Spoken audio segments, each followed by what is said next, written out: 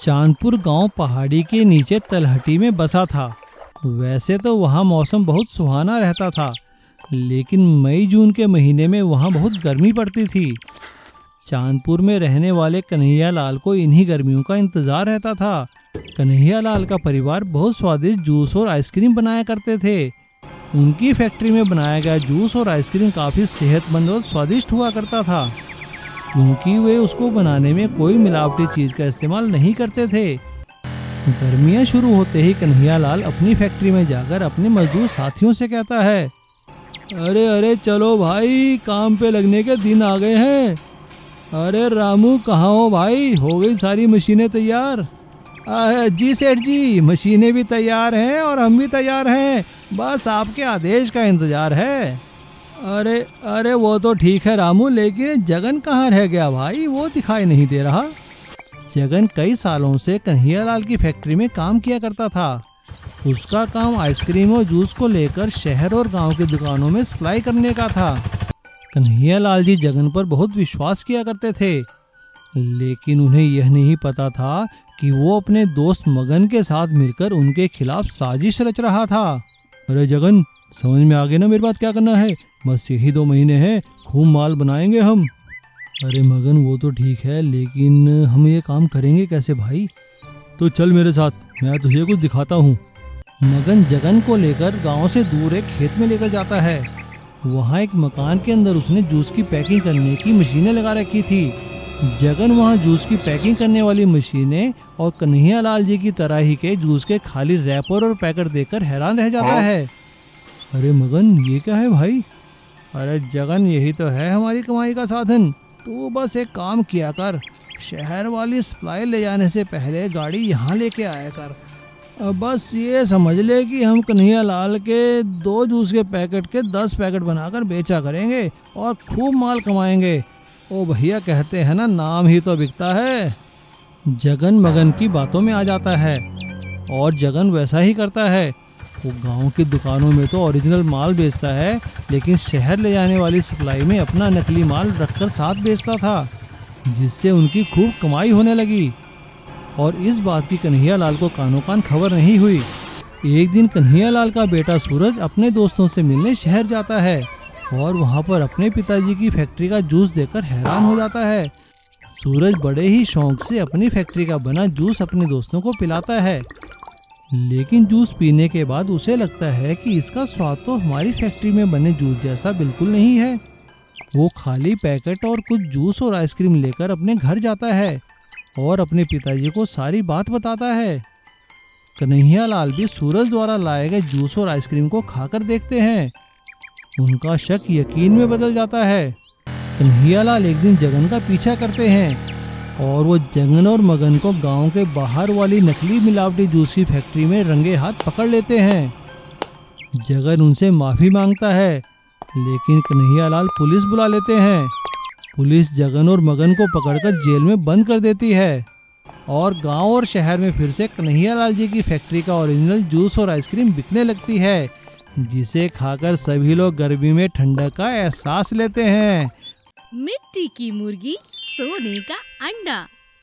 रत्ना एक दिन जिद करती है, पैसे जमा करने के लिए एक गुल्लक चाहिए। पिताजी पिताजी, आज घर आते हुए मेरे लिए गुल्लक ला दो ना, मेरे पास एक भी गुल्लक नहीं है। अपने जन्मदिन के दिन मैं उसे फोड़ूंगी, उसमें ढेर सारे पैसे निकलेंगे। मेरे सभी दोस्तों के पास बहुत सुंदर गुल्लक है। वो चौराहे पर ना बहुत अच्छे मिट्टी के बर्तन बनाने और गुल्लक बनाने वाला बैठता है। पिताजी, आप मेरे लिए ला दोगे ना? बहुत शैतान हो गई है, अभी से इस उम्र में पैसा जमा करेगी क्या? ठीक है, शाम को आते हुए ले आऊंगा। रत्ना के पिताजी एक बहुत बड़े सुनार थे।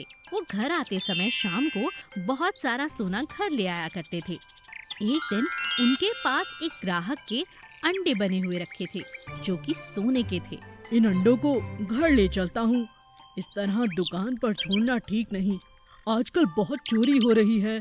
सेठ अंडे अपने थैले में डालकर घर की तरफ आ रहा था। सेठ को याद आता है कि रत्ना ने एक गुल्लक मंगवाई है। ओहो, याद आया, चलो रत्ना के लिए कुछ ले ही लेता हूँ। वो रत्ना के लिए गुल्लक वाले से एक मिट्टी की मुर्गी ले लेता है जिसमें पैसे जमा करने के लिए गोल छेद बना हुआ था। सेठ उन मिट्टी की मूर्तियों में कमियां निकाल रहा था। अरे कोई भी अच्छी नहीं है, इसकी नाक बड़ी है। अरे इसकी आँख तो बिल्कुल बेकार है। ये रंग अच्छा नहीं है। हाँ, ये ठीक लगती है। जब वो एक सही मुर्गी तलाश कर रहा था, अचानक उसके थैले से एक सोने का अंडा निकलकर मिट्टी की मुर्गी के अंदर चला जाता है। सेठ को इस बात का पता भी नहीं चलता और वो मिट्टी की मुर्गी उठाकर पैसे देकर अपने घर की तरफ चला जाता है।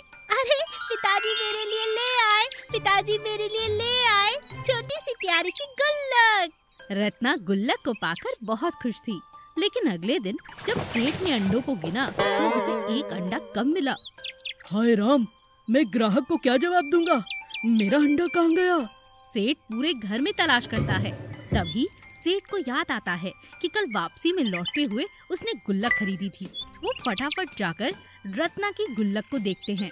अरे रत्ना, बेटा जरा अपनी गुल्लक तो देना। जल्दबाजी में गुल्लक नीचे गिर जाती है और फूट जाती है। रत्ना जोर जोर से रोने लगती है। मेरी गुल्लक, पिताजी ने मेरी गुल्लक तोड़ दी। अरे रत्ना चुप हो जा बेटा। सेठ खुश हो जाता है क्योंकि गुल्लक के अंदर उसे सोने का अंडा मिल जाता है। शुक्र है भगवान का, नहीं तो आज मेरी जान नहीं बचती बेटा। चल, मैं तुझे अभी एक नहीं 2 गुल्लक खरीद कर दूंगा। हाँ चल चल। पक्का? हाँ हाँ बेटा चलो। रत्ना अपने पिता के साथ गुल्लक की दुकान पर जाती है और 2 मिट्टी की फिर से गुल्लक ले आती है और अपने पिता से कहती है, क्या ये वाली गुल्लक भी सोने का अंडा देगी पिताजी? रत्ना की बातें सुनकर उसके माता पिता जोर जोर से हंसने लगते हैं।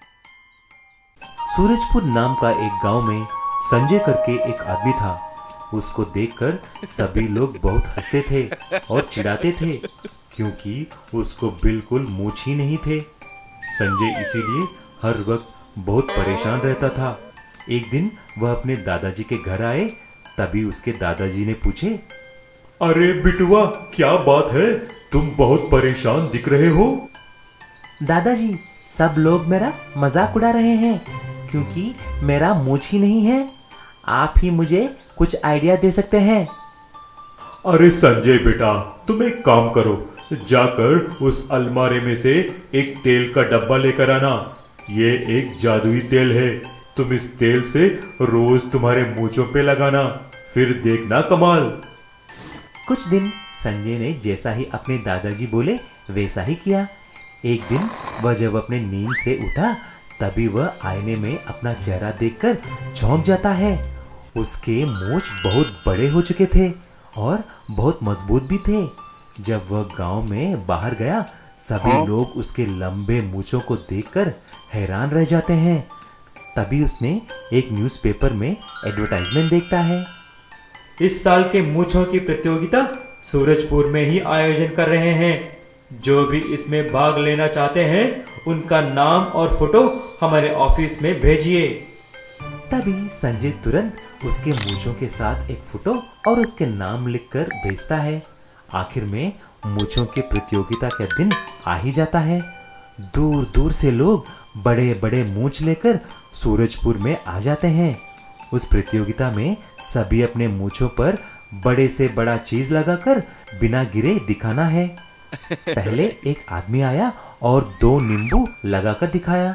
फिर और एक आदमी आया और उसके बड़े मूंछों पर 2 केले लगाकर दिखाया।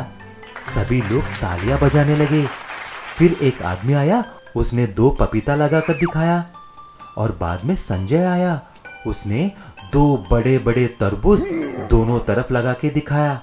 सभी लोग हैरान हो जाते हैं, जोर जोर से तालियां बजाने लगते हैं।